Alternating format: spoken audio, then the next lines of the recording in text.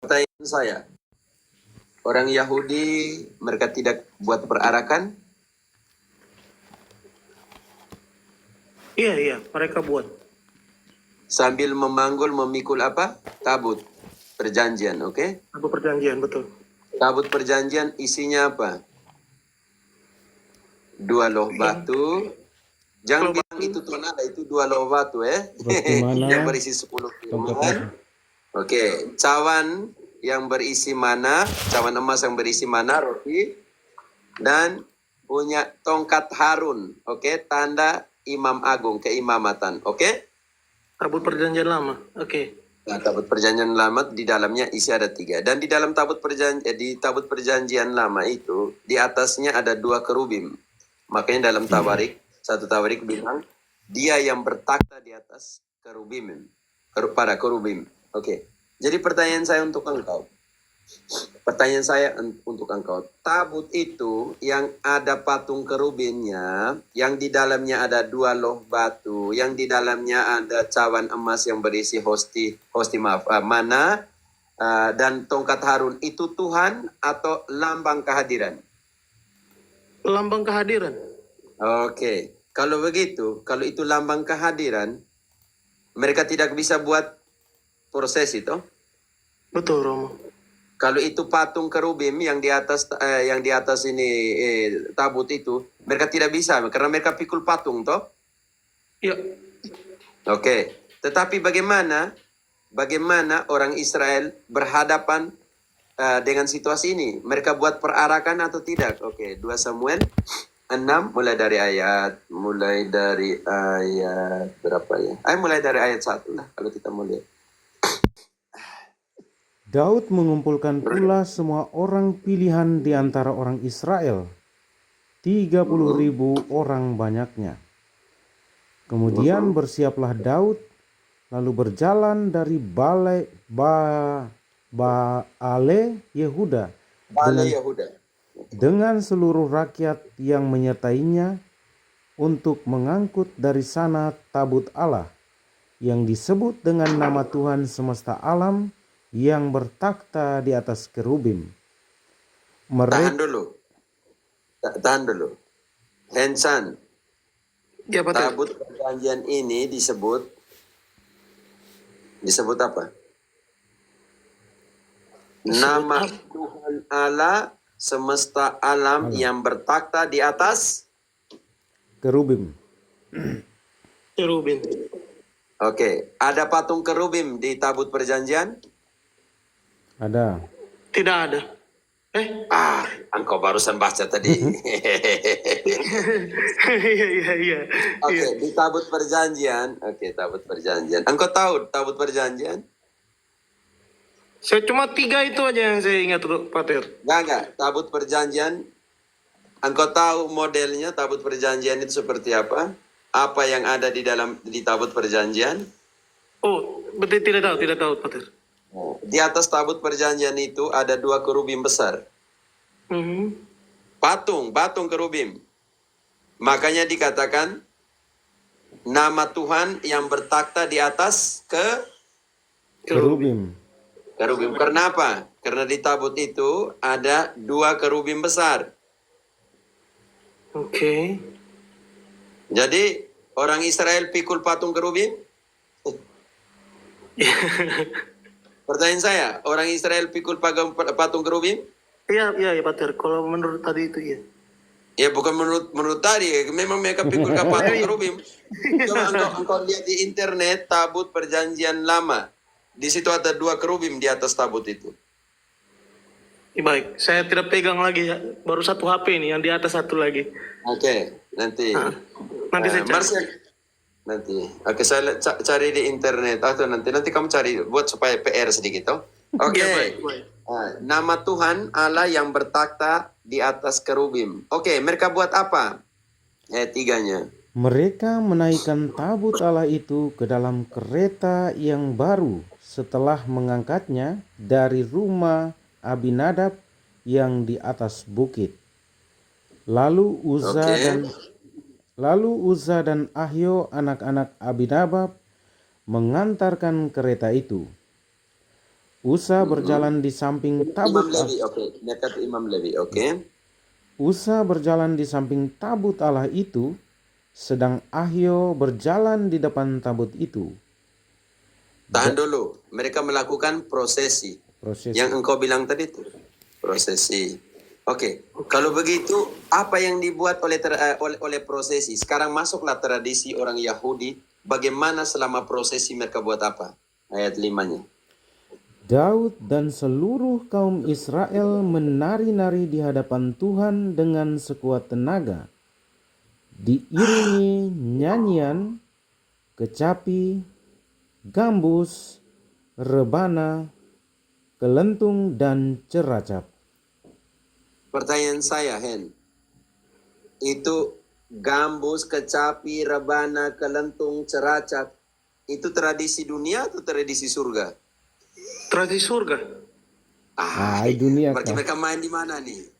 Orang Israel punya tuh, tradisi mereka punya merayakan pesta.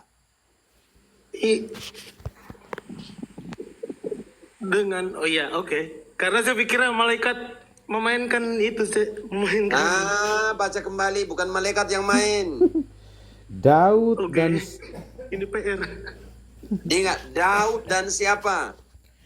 Daud dan seluruh kaum Israel menari-nari di hadapan Tuhan dengan sekuat tenaga, diiringi nyanyian, kecapi, Diiringi, gambus, diiringi, rebana, Nyanyian kecapi. kelentung, dan ceracap.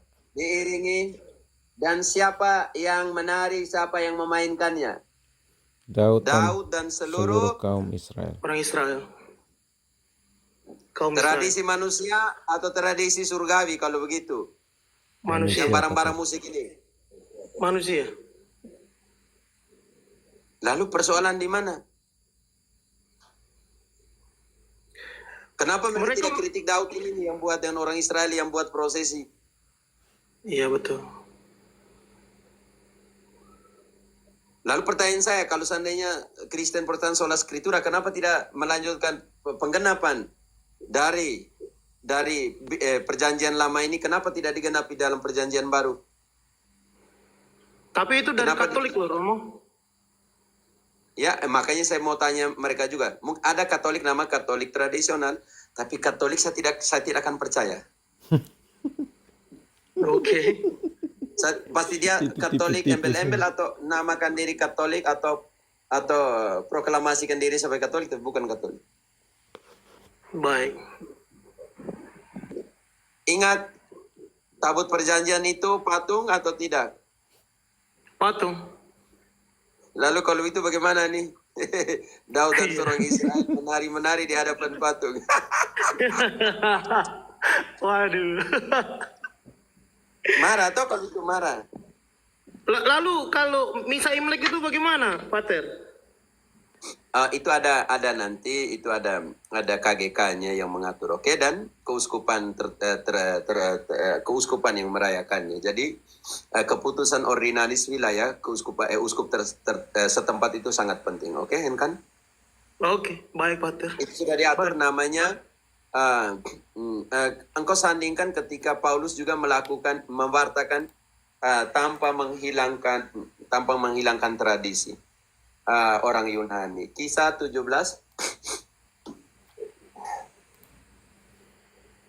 Marcel, kisah 17 mulai dari 22. Siapa ter? Mulai dari 18 supaya kita tahu bahwa itu konteks budaya Yunani. Baik, Peter. Dan juga beberapa ahli pikir dari golongan Epikuros dan Stoa. Ganti ahli pikir itu diterjemahkan, ada yang filsafat, ada yang ahli pikir, ada yang filsuf. Jadi bingung ya, maksudnya diterjemahkan ke Indonesia itu seolah-olah terjemahkan dengan varian berbeda katanya. Jadi sebenarnya kalau aslinya filsuf, oke? Beberapa ahli filsuf dari golongan begitu sih. Dan juga beberapa ahli filsuf dari golongan Epikuros dan Stoa bersoal jawab dengan dia, dan ada yang berkata, apakah yang hendak dikatakan si Peleter ini? Tetapi yang lain berkata, rupa-rupanya ia adalah pemberita ajaran dewa-dewa asing. Sebab ia memberitakan Injil tentang Yesus dan tentang kebangkitannya. Lalu mereka membawanya menghadap sidang Areopagus dan mengatakan, bolehkah kami tahu ajaran baru yang kau ajarkan ini? Oke, langsung ke 23.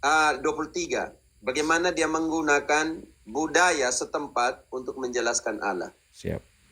Sebab ketika aku berjalan-jalan di kotamu dan melihat-lihat barang-barang pujaanmu, aku menjumpai juga sebuah mezbah dengan tulisan, kepada Allah yang tidak dikenal. Apa yang kamu sembah tanpa mengenalnya, itulah yang kuberitakan kepadamu. Oke, di sini ada dua kata yang sama tapi diterjemahkan berbeda di dalam Indonesia. Yang bagian pertama, sebab ketika aku berjalan-jalan di kotamu dan melihat barang-barang pujaanmu, barang-barang penyembahanmu, di sini dipakai kata pujaan, tapi di bawah setelah itu yang kamu sembah. Kan lucu. Kalau mau konsekuen dengan kata yang sama di atas pujaan, di bawah harus pakai kata yang kamu puja kan, bukan kamu sembah. Iya, betul. Jadi ini yang sekarang ada 1-2 kata. Banyak ya sebenarnya teman Indonesia. Oke. Jadi aku lihat, bayangkan, dia bilang ketika aku berjalan-jalan di kotamu. Ataukah Paulus bilang, runtuhkan semua yang ada di sana.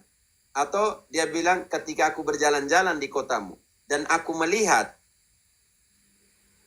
ada altar mezbah yang mengatakan, yang tertulis, kepada Allah yang tidak kami kenal. Paulus menggunakan situasi lokal setempat dalam pemujaan dan penyembahan. Iya, betul. Ya, berarti inilah bagaimana kita masuk ke dalam sebuah inkulturasi. Paulus tidak baca kembali ayat itu dan coba engkau mengerti. Apakah Paulus begitu? Dia bilang, tenang semua yang kamu punya mezbah dan lain sebagainya. Atau dia bilang, ada satu mezbah yang mengatakan kepada Allah yang tidak kami kenal. Dan Allah yang kamu tidak kenal inilah yang aku wartakan. Hebat banget. Bagaimana membawa tradisi dalam ketidaktahuan orang Yunani kepada pengetahuan akan kebenaran tentang Allah itu. Dan nanti kita lihat ayat sebelahnya, ayat 28 atau sekitar itu. Dia bilang begini, seperti yang ditulis oleh para pujanggamu, seperti yang ditulis oleh para filsufmu. Artinya dia menggunakan tulisan orang-orang Yunani sendiri, budaya, filsafat, cara pemikiran orang Yunani sendiri untuk menjelaskan tentang Allah yang dia wartakan. Ini hebat banget Om Paulus. Maka dia bilang tidak ada anti filsafat di sini. Oke, baca kembali ayat itu. Sebab ketika aku berjalan-jalan di kotamu dan melihat-lihat barang-barang pujaanmu, aku menjumpai juga sebuah mezbah dengan tulisan, kepada Allah yang tidak dikenal. Apa yang kamu sembah tanpa mengenalnya, itulah yang kuberitakan kepada kamu. Paulus menumbangkan tradisi mereka atau menggunakan tradisi mereka untuk menjelaskan tentang Allah. Hencan. Dia pakai alat, dia menggunakan tradisi mereka untuk masuk ke dalam. Untuk masuk ke dalam itu. Ini yang namanya bagaimana kita masuk ke dalam sebuah yang kita namakan inkultur. Masuk ke dalam budaya. Masuk ke dalam budaya melalui pintunya tradisi itu dan bawa mereka keluar melalui pintunya Kristus. Engkau bisa mengerti? Ngerti, Rom. Contohnya, Hencan, ketika saya masuk ke rumahmu untuk kunjung malam ini, saya langsung atur kamu? Tidak, main cantik dulu. Main cantik. Makanya saya harus ikut kamu punya tradisi, makan jam berapa, begitu kan? Betul.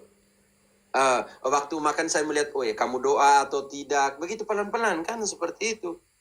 Iya betul betul. Ini masa deh pergi kampung bilang, nenek moyang hilangkan semua tradisi itu, kamu tidak boleh ini.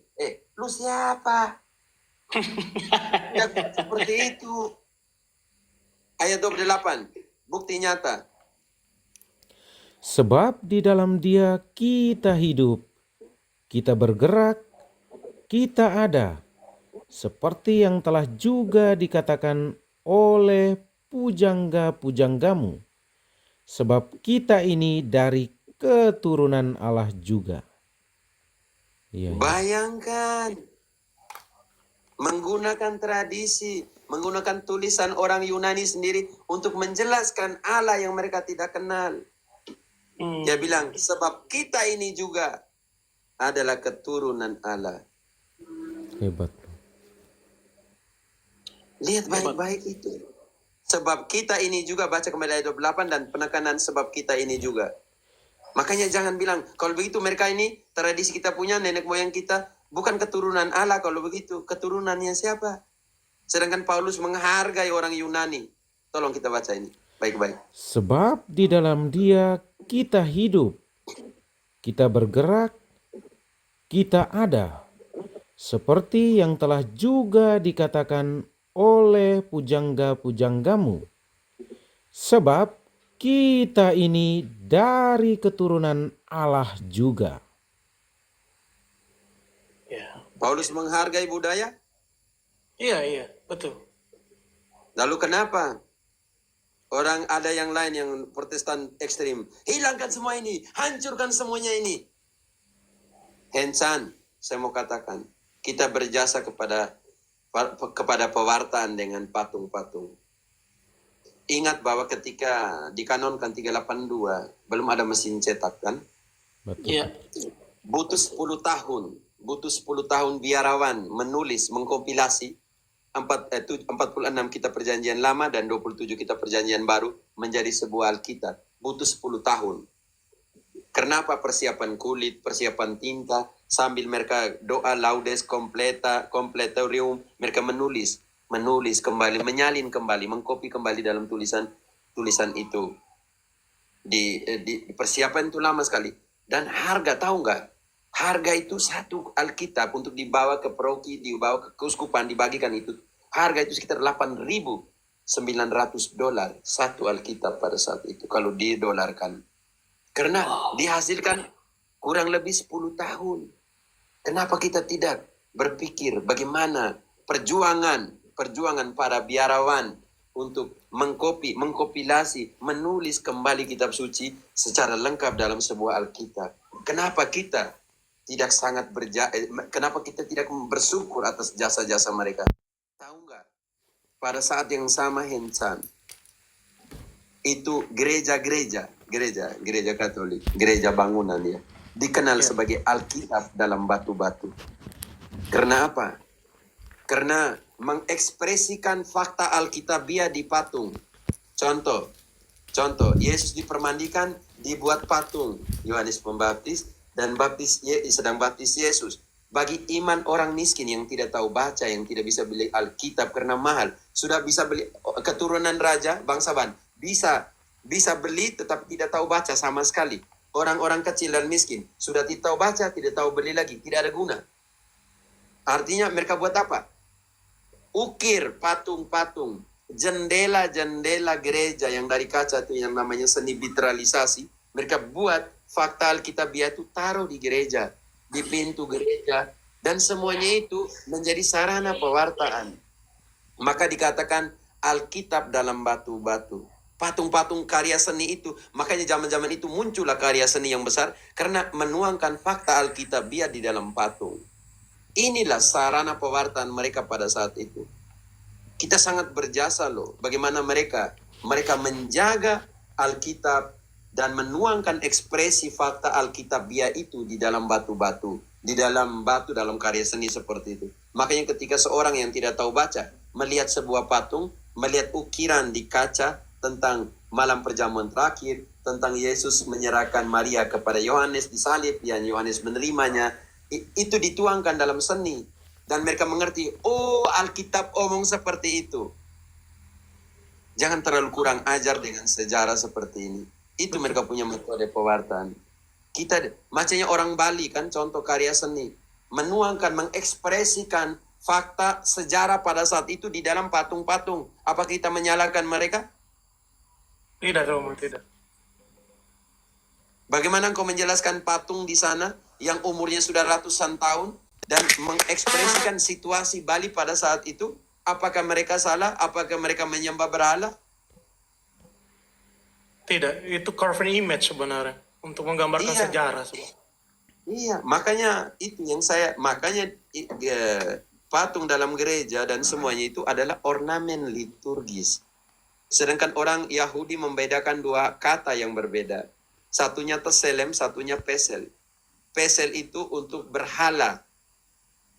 Sedangkan teselem itu untuk ornamen liturgis, kebutuhan liturgis.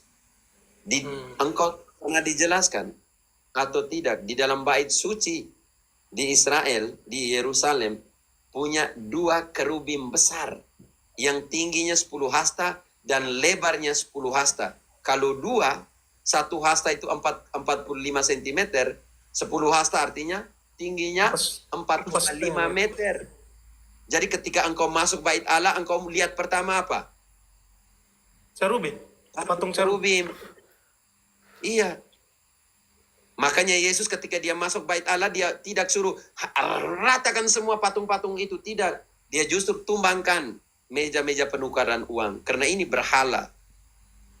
Ini loh, cintakan uang adalah akar dari semua kejahatan. Iya.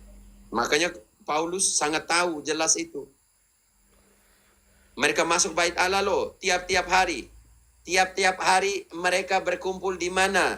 Contoh, Kisah 2 ayat 46. Mereka berkumpul di mana? Dan kalau mereka berkumpul di bait Allah, mereka pasti lihat patung kan? Kerubim. Iya. Dan itu 4,5 meter lebar dan 4,5 meter tinggi. Besar atau tidak? Engkau tinggi berapa, Hencan? 175. Berarti 175, 4,5 dibagi 175 berapa kali engkau kalau begitu? Berapa kali lipat memang? 3,5 kali. Iya, bayangkan 3,5 tinggi, setengah lebar. Orang pasti masuk langsung lihat itu barang, Kak. Iya, besar, Kak, itu. Baru itu yang tidak dibaca bagaimana? Contoh kecil. Gereja perdana tiap hari pergi ke bait Allah karena mereka belum ada tempat untuk melakukan ekaristi. Maka mereka harus ke sana untuk mengenalkan pengajaran dan juga setelah itu mereka ke rumah untuk bergilir untuk merayakan ekaristi. Contoh, Kisah 2 ayat 46. Mereka pergi bait suci atau tidak? Dengan bertekun dan dengan sehati, mereka berkumpul tiap-tiap hari dalam bait Allah. Oke, mau tahu apa yang ada di bait Allah? 1 Raja-Raja 6 ayat 22.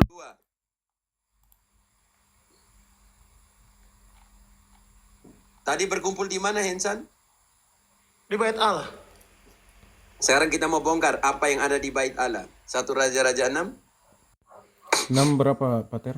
ayat 22 dari 22. Bentar, Pater. Oke. Seluruh rumah itu dilapisinya dengan emas. Ya, rumah itu seluruhnya. Juga seluruh Bait Allah, oke. Juga seluruh Seluruh mesbah mesbah yang di depan ruang belakang itu dilapisinya dengan emas. Selanjutnya di dalam ruang belakang itu dibuatnya 2 kerub dari kayu minyak masing-masing 10 hasta tingginya. Mamma mia. Besar sekali. Dan lebarnya? Sayap yang satu dari kerub itu 5 hasta panjangnya, dan sayap yang lain juga 5 hasta. Sehingga Dari dari ujung sayap yang satu sampai ke ujung sayap yang lain 10 hasta panjangnya. Gila. 4,5 meter lebar, 4,5 meter tinggi. Itu pun Mamma mia. itu pun mereka tidak lihat. Kecuali Protestan. San tidak lihat itu patung. Makanya Santo Paulus bilang penyembahan berhala itu bukan di patung. Penyembahan berhala itu di sini, Efesus 5:5.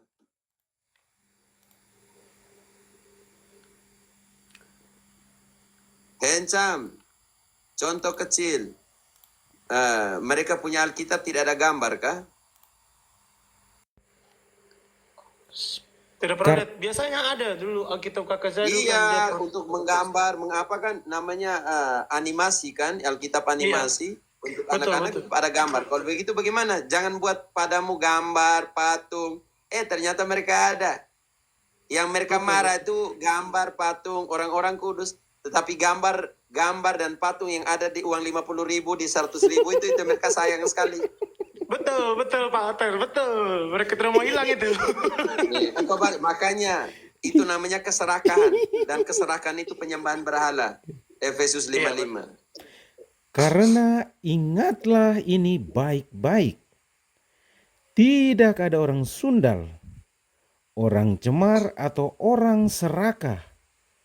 Artinya penyembahan berhala yang mendapat bagian di dalam kerajaan Kristus dan Allah.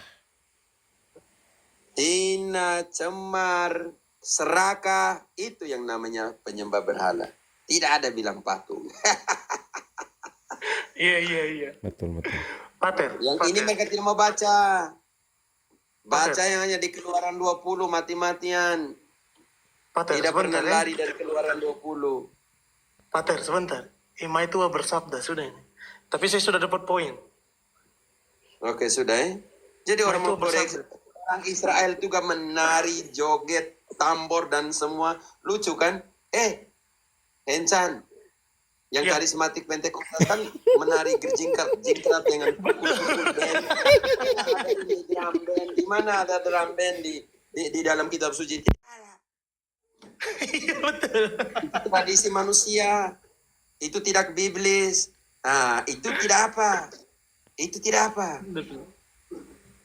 Karena gini Pater, ada sangkut pautnya kenapa saya menanyakan ini, supaya besok pada saat saya mengubah lagu rohani, saya tidak salah jalan. Karena lagu Bapak Kami saya sempat ditolak karena memang Bapak Kami saya tidak sesuai doa Bapak Kami, memang terlalu pop juga. Makanya saya sedang bikin lagu liturgi, kebetulan saya bikin lagu liturginya untuk inkulturasi, untuk misa Imlek. Oke, buat. Cuma saya belum laporkan. Jadi jangan lupa konsultasi dengan otoritas, oke? Dengan magister. Iya, baik. Ini. Betul. Oke, jangan Baik, dulu Om. keluar tetapi belum konsultasi dulu. Tidak, saya nggak berani kasih keluar saya. Hati-hati kan di teologinya. Maksudnya di kata-kata itu ada namanya konsekuensi teologinya ada di situ di kata-kata. Baik. Kenapa seorang Katolik hati-hati menggunakan lagu-lagu Protestan? Jangan sampai teologinya berbeda di situ pesannya. Oke. Oke. Saya akan seleksi besok kalau begitu. Kalau bikin konten berarti lagu-lagunya itu juga, Pater. Tapi lagu untuk anak-anak muda juga kan supaya mereka sedikit sangat rohani itu. Oh, baiklah kalau Jiwa muda sedikit kak, tetapi jangan lupa pesan biblis toh. siap. Oke, Pater, terima kasih banyak. Terima kasih semuanya, Bapak Marcel. Terima kasih. Selamat malam.